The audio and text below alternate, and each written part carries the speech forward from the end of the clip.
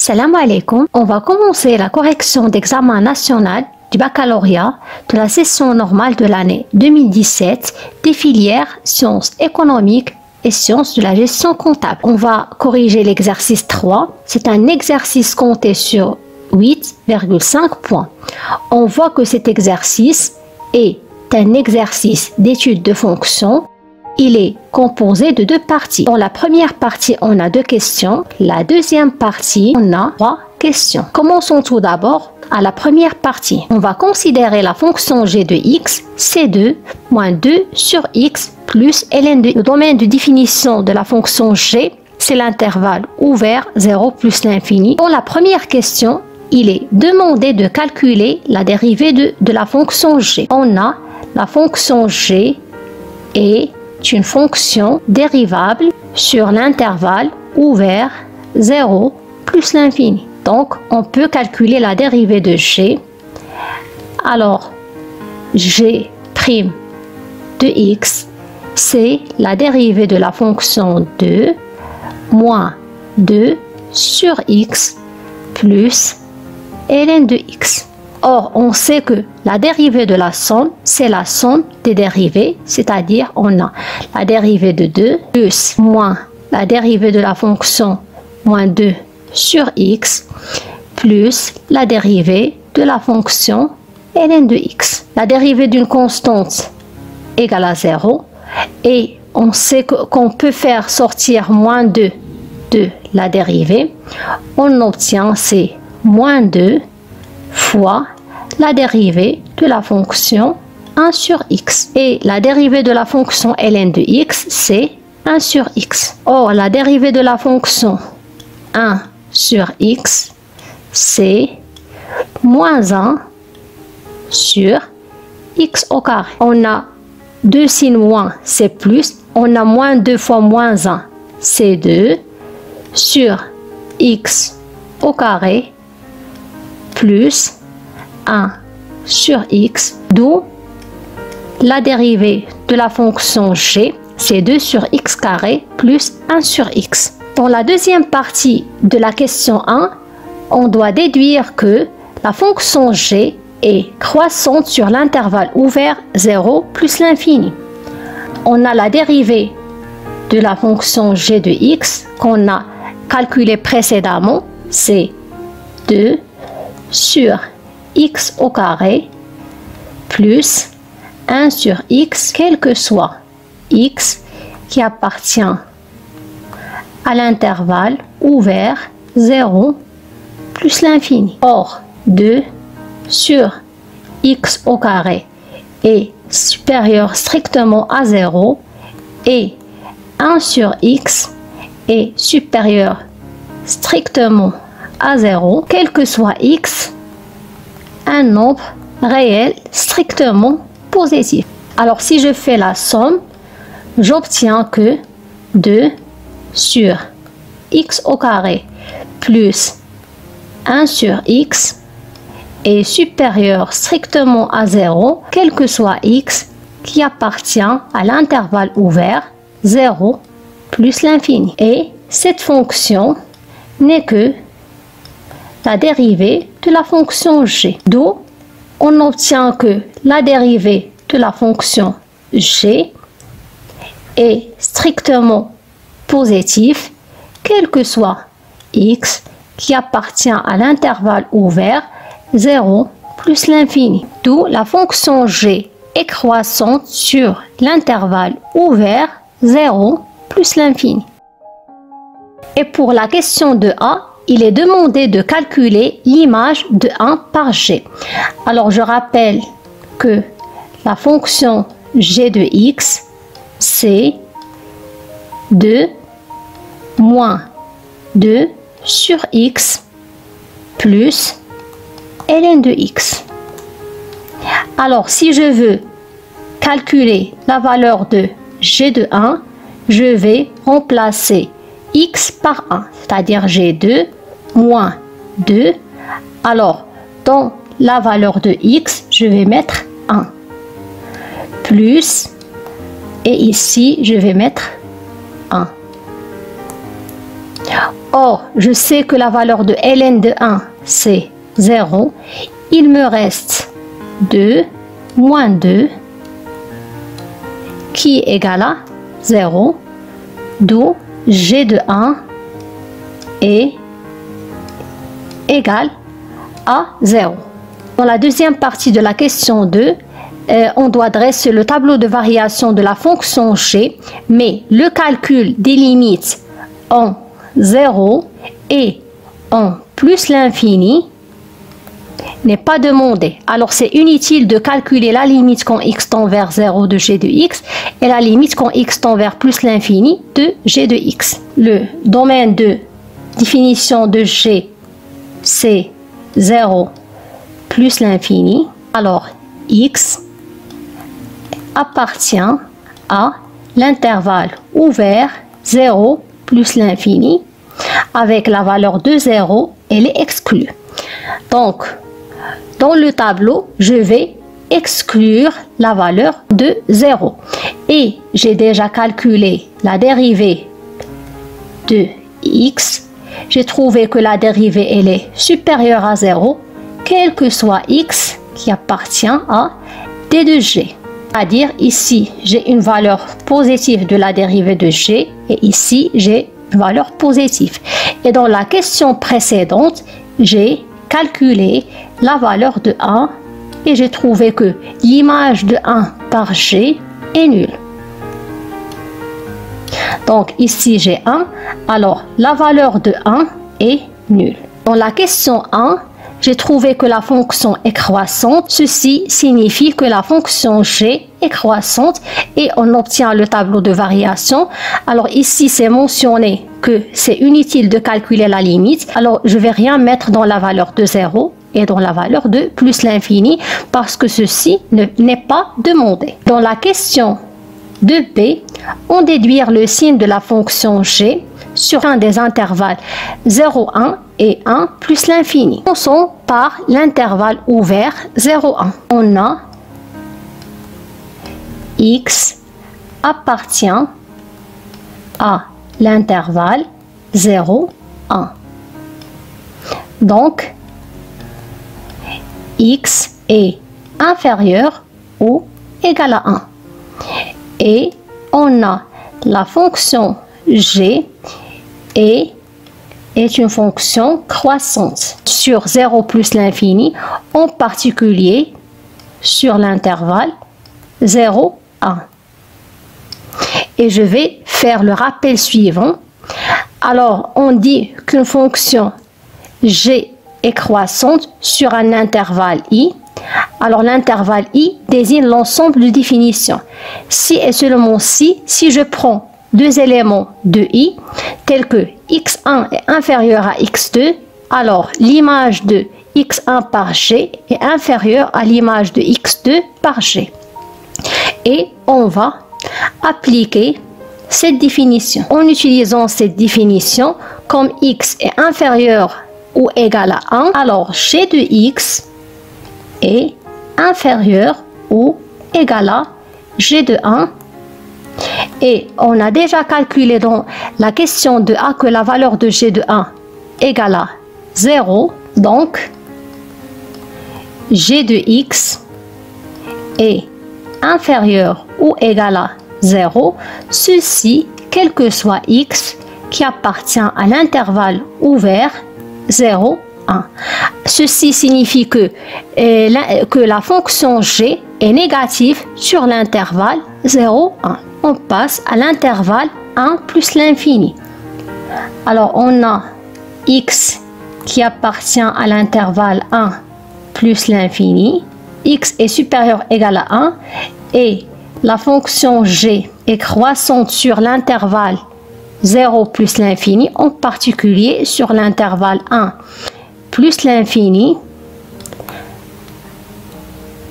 Comme x est supérieur ou égal à 1, ceci implique que g de x est supérieur ou égal à g de 1.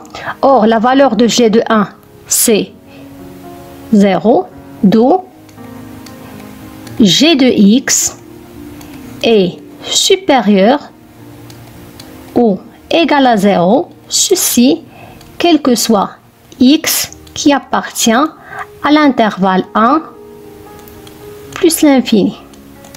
C'est-à-dire la fonction g, elle est positive sur l'intervalle 1 plus l'infini. Alors on a trouvé la fonction g, elle est négative sur l'intervalle 0, 1 et positive sur l'intervalle 1 plus l'infini. On va faire une conclusion dans le tableau des signes suivant. Alors on a trouvé que la fonction g est négative sur l'intervalle 0, 1. Alors ici on a une valeur négative et sur l'intervalle 1 plus l'infini on a une valeur qui est positive et la valeur de g de 1 égale à 0.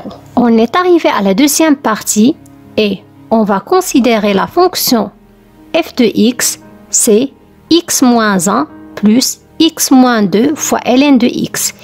Et le domaine de définition de la fonction f, c'est l'intervalle ouvert 0 plus l'infini. Pour la première question, on doit montrer que la limite de f de x quand x tend vers 0 plus égale à plus l'infini. On a la limite quand x tend vers 0 et x est strictement à 0 de la fonction f de x, c'est la limite quand x tend vers 0 et x supérieur strictement à 0 de la fonction x moins 1 plus la fonction x moins 2 fois ln de x. Or, on peut voir la fonction f de x comme la somme de deux fonctions x moins 1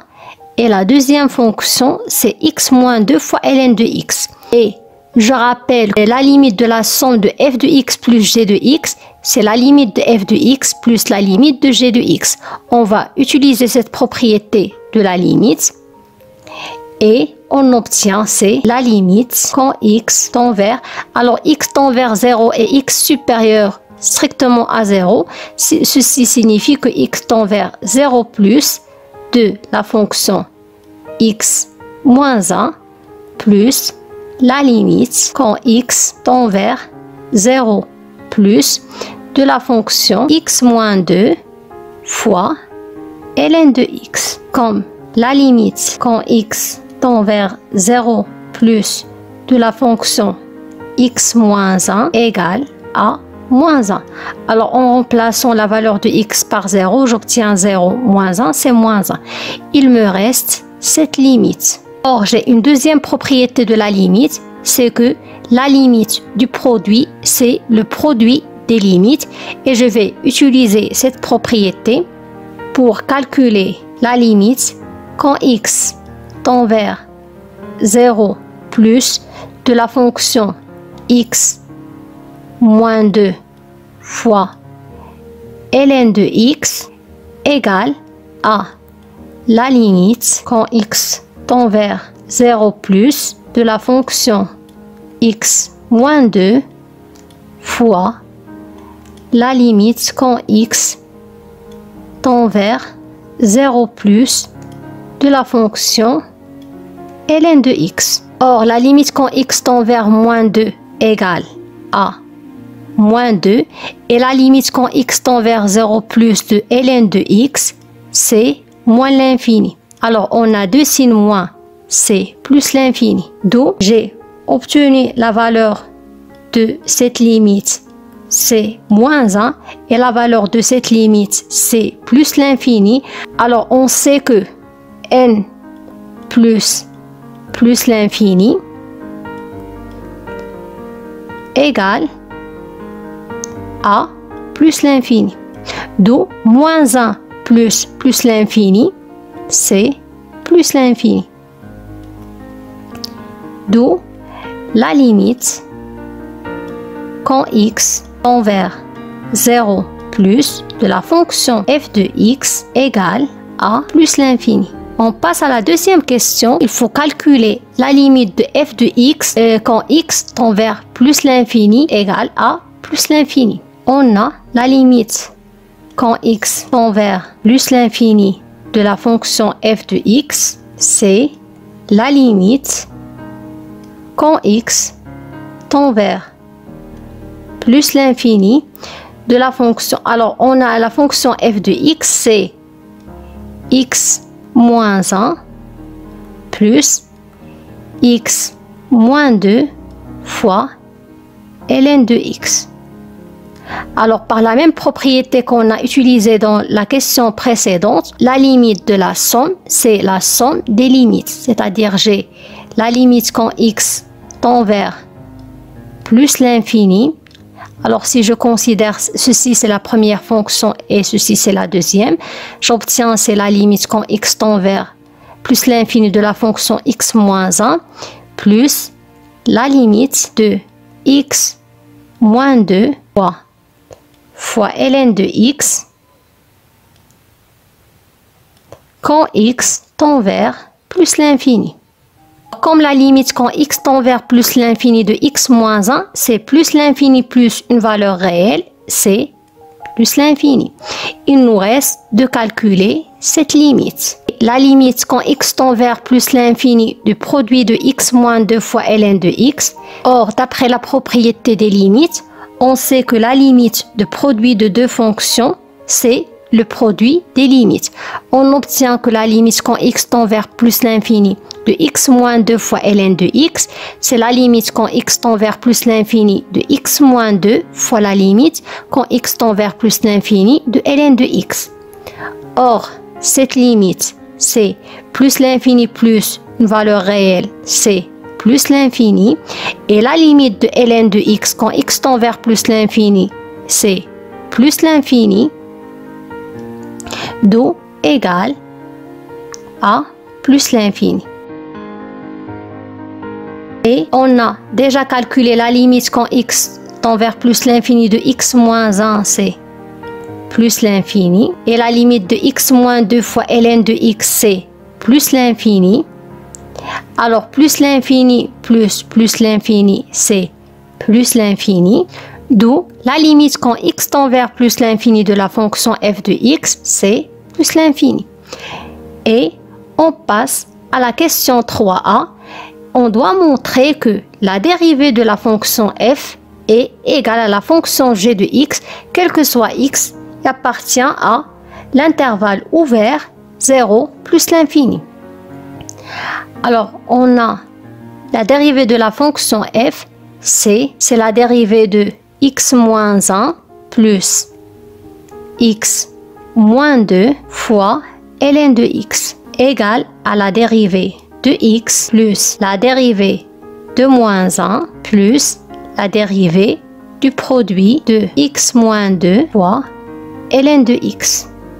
Car la dérivée de la somme, c'est la somme des dérivées. Or, on sait que la dérivée de f1 fois f2, c'est la dérivée de f1 fois f2 plus f1 fois la dérivée de f2. Et on va appliquer cette propriété de la dérivée pour dériver ce produit de x moins 2 fois ln de x. La dérivée de x, c'est 1.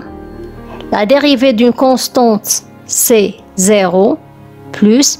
Puis, je vais utiliser cette propriété. J'obtiens, c'est la dérivée de x moins 2 fois ln de x plus x moins 2 fois la dérivée de ln de x égale à 1 plus. Alors, la dérivée de x moins 2, c'est la dérivée de x plus la dérivée de moins 2.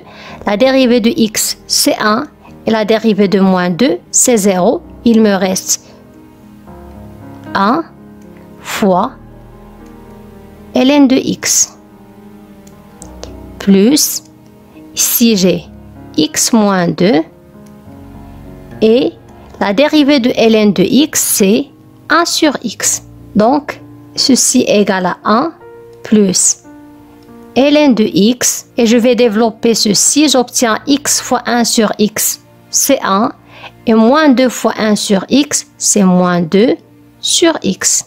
Alors, j'ai 1 plus 1, c'est 2, plus ln de x moins 2 sur x. Et cette fonction n'est que la fonction g de x.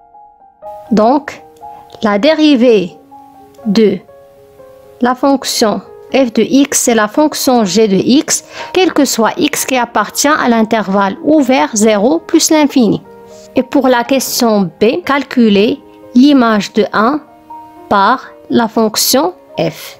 Pour faire ce calcul, il suffit de remplacer x par 1. J'obtiens c'est 1 moins 1 plus 1 moins 2 fois ln fois ln de 1. Or, 1 moins 1, c'est 0. ln de 1, c'est 0. D'où la valeur de f de 1 égale à 0. On passe au calcul de f de 2. C'est 2 moins 1 plus 2 moins 2 fois ln de 2. Or, 2 moins 2, c'est 0 et 2 moins 1, c'est 1. D'où f de 2 égale à 1. Il nous reste de calculer la valeur de f de 1 sur e. Il suffit de remplacer x par 1 sur e. On obtient c'est 1 sur e moins 1 plus 1 sur e moins 2 fois ln de 1 sur e. Comme ln de 1 sur e, c'est ln de 1 moins ln de e. Or, ln de 1 égale à 0 et ln de e égale à 1. Il nous reste moins 1. D'où la valeur de f de 1 sur e, c'est 1 sur e moins 1 plus 1 sur e moins 2. Et je vais remplacer la valeur de ln de 1 sur e, c'est moins 1. Et ceci égale à 1 sur e moins 1 moins. Alors en développant ceci, il nous reste moins 1 sur e plus 2. On va simplifier par 1 sur e, il nous reste c'est 1.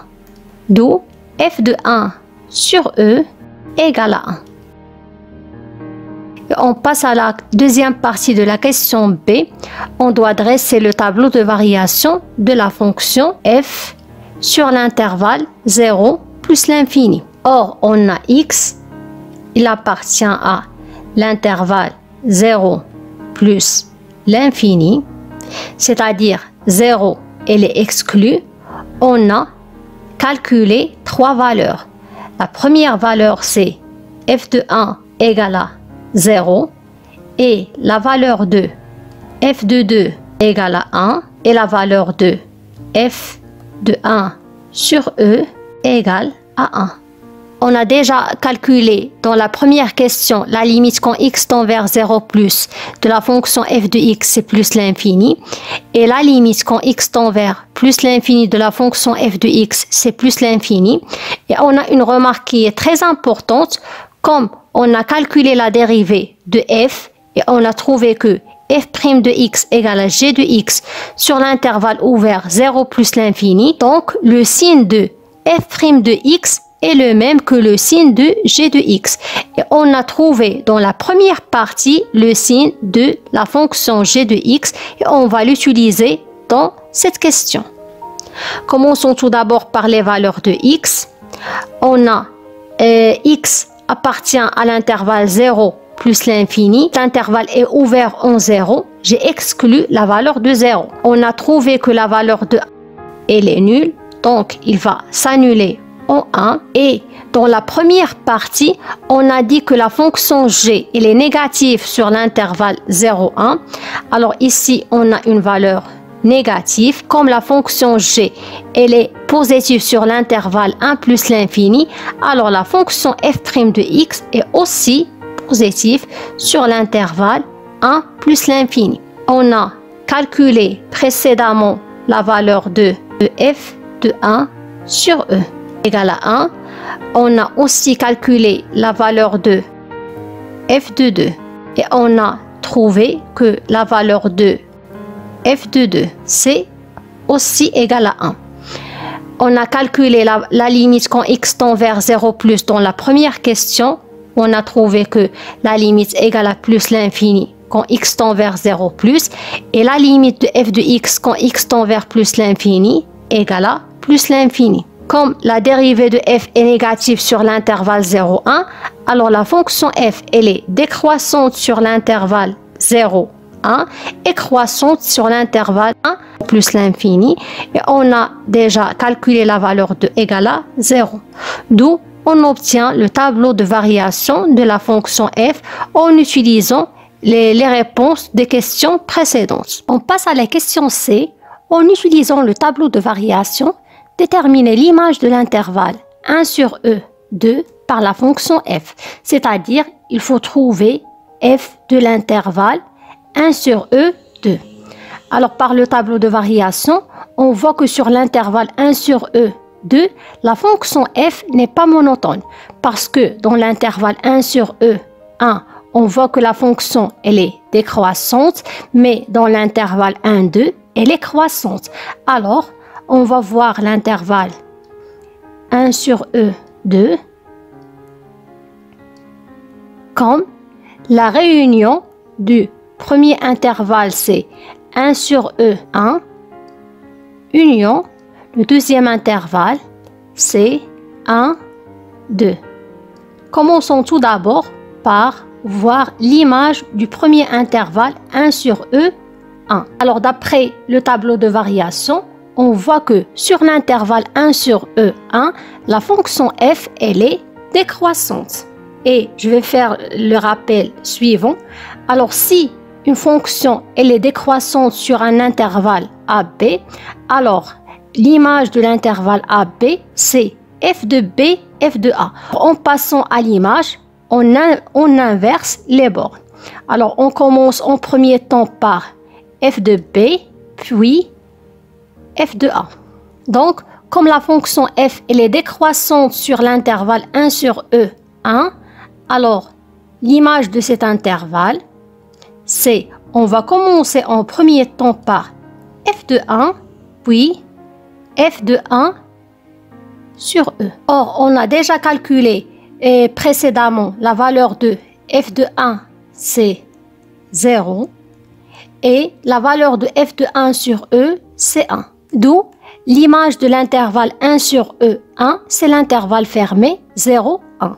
Et on passe au deuxième intervalle 1, 2. Alors, d'après le tableau de variation, on voit que la fonction f, elle est croissante sur l'intervalle 1, 2. Je vais faire un deuxième rappel. Si une fonction f, elle est croissante sur l'intervalle AB, alors l'image de l'intervalle AB par la fonction f, c'est f de A, f de B.